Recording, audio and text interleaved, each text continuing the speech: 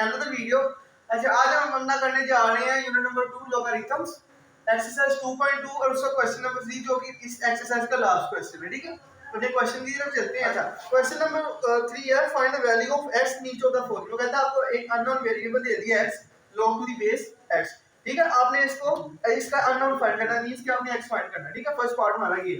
अच्छा आपने क्या करना है, सबसे पहले इसको एक्सपोनेंशियल फॉर्म में कन्वर्ट करना है। हम क्या करते हैं, सबसे पहले हम लिखते थे x जो कि बेस में था, x राइट साइड पे क्या लिखा है, जो राइट साइड पे जो भी इक्वल लिखा होगा उसको x की पावर में लिख देंगे, that is 3 equals to log के सामने जो वैल्यू लिखी होगी दैट इज 64। अब हम क्या करेंगे, 64 किसका क्यूब होता है, दैट इज 4। देखिए इसको डिवाइड करते हैं, 64 को 4 पे डिवाइड करें तो हमारे पास क्या आएगा 16, और 16 को 4 पे फर्दर डिवाइड करें तो क्या आएगा 4, एंड 4 को 4 पे डिवाइड करें तो 1 आएगा। तो हमारे पास 64 की power 64 is equal to 4 cube. ठीक है, अब हम क्या करेंगे, 4 क्यूब की जो वैल्यू है वो 64 के साथ प्लेस कर देंगे, तो ये हमारे पास क्या बनेगा x cube is equal to 4 का क्यूब। अब देखिए एक रूल याद रखिएगा, जब हमारे पास पावर सेम होती है ना लेफ्ट और राइट साइड पे, तो हम क्या करते हैं बेसिस सेम कर देते हैं। देखिए ये हमारे पास बेस और ये हमारे पास पावर है ऊपर। ठीक है, तो हम क्या करेंगे बेसिस सेम कर देंगे, जब बेस सेम करेंगे तो हमारे पास आंसर आ जाएगा x इज इक्वल टू 4। ठीक है, यही इस पार्ट का आंसर है। अच्छा स्टूडेंट्स हमारा सेकंड पार्ट ये है। अब सबसे पहले इसको एक्सपोनेंशियल फॉर्म में लिखेंगे, तो हमारे पास एक्सपोनेंशियल फॉर्म क्या बनेगी 5 पावर x इक्वल टू 1। अब आपको पता है कोई भी हमारे पास इंटीजर और it doesn't depend, it is negative और इट इज पॉजिटिव, उसकी पावर कोई भी ले, उसकी पावर 0 होगी तो हमारे पास आंसर क्या आएगा 1 आएगा। तो फॉर एग्जांपल 4 पावर 0 है तो उसका आंसर क्या आएगा 1। इसी तरह यहाँ पर आपको पता है 5 की पावर 0 हमारे पास इसकी इक्वल होगी 1 की, तो हम 1 की जो 1 के इक्वल हम क्या लिखेंगे 5 पावर 0 मीन के रिप्लेस कर देंगे वैल्यू, तो हमारे पास क्या बनेगी 5 power x is equal to 5 power 0। अब देखें अब हमारे पास बेसिस सेम है तो हम क्या करेंगे एक्सपोनेंट्स को सेम कर देंगे। इस क्वेश्चन में पिछले पार्ट में फर्स्ट पार्ट में हमारे पास बेसिस सेम थी तो हमने एक्सपोनेंट को सेम कर दिया था। इस पार्ट में हमारे पास बेसिस सेम है तो हम क्या करेंगे एक्सपोनेंट्स को सेम कर देंगे। ठीक है, तो हमारे पास क्या आंसर आ जाएगा x इक्वल्स टू 0। ठीक है, यही इस पार्ट का आंसर है। अच्छा स्टूडेंट्स हमारे पास नेक्स्ट पार्ट है थर्ड। अब हम क्या करेंगे, सबसे पहले इसको एक्सपोनेंशियल फॉर्म में लिखेंगे, तो एक्सपोनेंशियल फॉर्म में जब लिखेंगे तो हमारे पास क्या बनेगा x to the power 1 is equal to 8।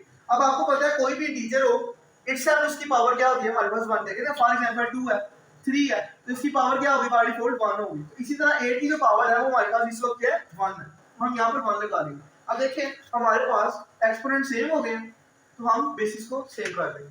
ठीक है, तो हमारे पास जो आंसर आएगा वो क्या आएगा x इज इक्वल टू 8, ये इस पार्ट का आंसर है। अच्छा स्टूडेंट हमारे पास है next part log to the base x log to the base 10 x is equal to -3। अब ये क्या बनेगा हमारे पास 10 power -3 is equal to x। ठीक है, अब हम क्या करेंगे 10 की पावर हमारे पास नेगेटिव है, इसको फ्रैक्शन की फॉर्म में ले जाएंगे तो हमारे पास पॉजिटिव हो जाएगी, तो ये क्या बनेगा 1 over 10 raise to power 3 is equal to x। x equals to 1 over, अब 10 पावर 3 हमारे पास क्या होती है, मींस 10 का क्यूब क्या होता है 10 और आगे 2 जीरो लगा देंगे। देखिए हमारे पास क्या बनेगा 1 2 3। ठीक है, हमारे पास ये पावर बनेगी। अच्छा स्टूडेंट्स हमारे पास नेक्स्ट पार्ट है fifth part, that is 4 power 3 over 2 is equal to x। अब 4 आपको पता है किसका स्केयर होता है 2। ठीक है, तो हम 2 स्केयर यहाँ पुट कर देंगे और ब्रैकेट बेसिस में और ये ऐसे रहने देंगे इज इक्वल टू x। अब 2 2 से काटिए तो 2 cube is equal to x, so x is equal to हमारे पास क्या आ जाएगा 8। ठीक है, ये इस पार्ट का आंसर है। अच्छा स्टूडेंट्स हमारे पास नेक्स्ट पार्ट है ये 6 पार्ट। हम ये हमारे पास क्या बनेगा सबसे पहले exponential form 2 power x equal to 1024। अब जो 1024 है ना वो हमारे पास किसकी पावर होती है 2 की पावर 10 हमारे पास 1024 के इक्वल होती है। देखिए कैसे होती है आप देख लेते हैं। आपने क्या करना है 2 को 10 टाइम्स मल्टीप्लाई करना है। देखिए 2 into 2 into 2 into 2 4 हो गया टाइम्स, फिर 2 फिर 2 फिर 2 फिर 2 कितना हो गया 2 4 6 8 2 and 9। अब इन सबको मल्टीप्लाई करें। ठीक है, अब ये आपको पता कैसे चला कि 2 की पावर 10 2 को पावर 10 हमारे पास 1024 के इक्वल होती है। आपने क्या करना है इसका एलसीएम ले लेना है। ठीक है, 2 पे इसको डिवाइड कर लेना 1024।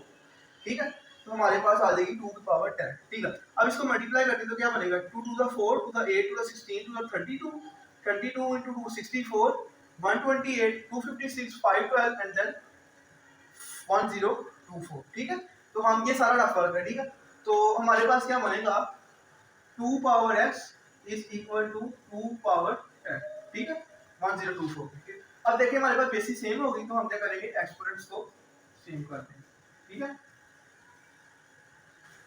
अच्छा स्टूडेंट्स, उम्मीद है कि आपको वीडियो अच्छी लगी होगी। अगर वीडियो अच्छी लगी तो चैनल को सब्सक्राइब करें, वीडियो को ज़्यादा शेयर करें, लाइक करें और डिस्क्रिप्शन में आपको इसका सोल्यूशन पीडीएफ फॉर्म में प्रोवाइड कर दूंगा। अल्लाह हाफिज़, टेक केयर।